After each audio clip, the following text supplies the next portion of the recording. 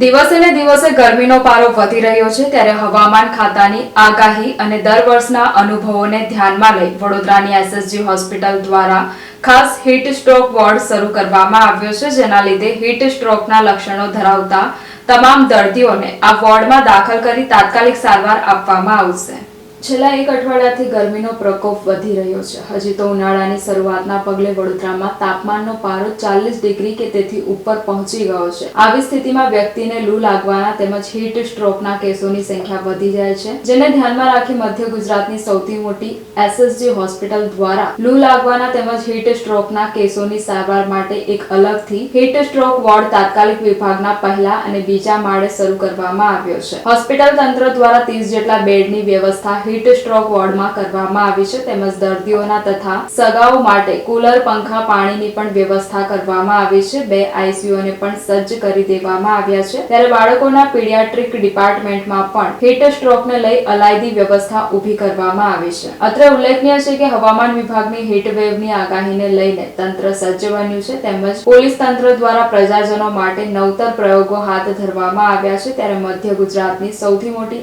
SSG હોસ્પિટલમાં હાલ 4 દર્દીઓ એડમિટ છે, તેમજ ગતરોજ વડોદરાના સાજીગંજ વિસ્તારમાં રહેતા 60 વર્ષીય મહિલા દર્દી શારદાબેન રામસિંહ ગોહિલ સાજીગંજ કાલુમિયાની ચાલની, જેઓને હીટ સ્ટ્રોક વોર્ડમાં તેઓનું મૃત્યુ થયું હતું।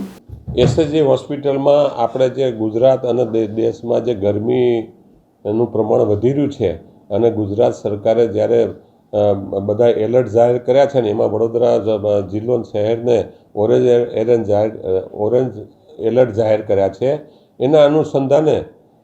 સ્વાભાવિક છે કે એટલું બધું તાપમાન વધે તો લોકોને કંઈ તકલીફ થતી હોય અને અમારી હોસ્પિટલમાં જ્યારે heat related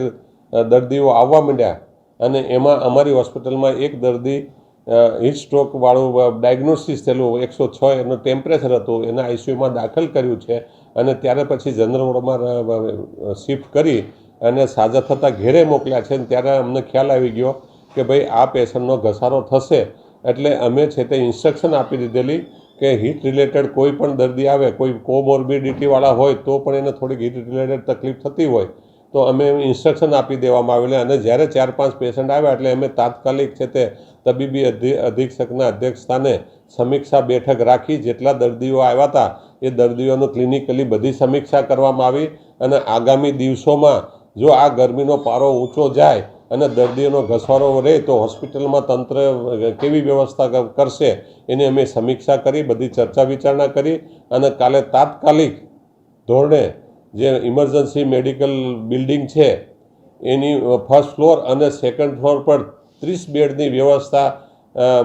heat stroke related દર્દીઓ માટે કરવામાં આવી છે। એમાં છે તે 18 તો આઈસીયુઓ જ્યાં વેન્ટિલેશન, આપણી પાસે ક્યાંય ઇક્વિપમેન્ટનો અભાવ નથી એટલે આપણે વ્યવસ્થા કરી શકીએ તાત્કાલિક અને એ પ્રમાણે હ્યુમન રિસોર્સિસ એટલે તબીબો,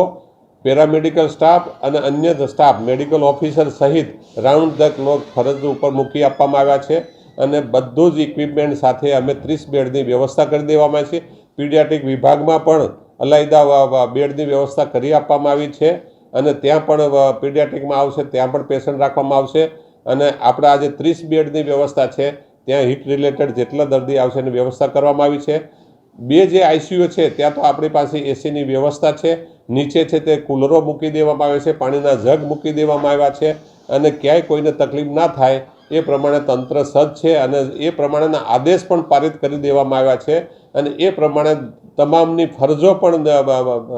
ગોઠવી અને દરેકને ઇન્સ્ટ્રક્શન આપી દેવામાં આવી છે।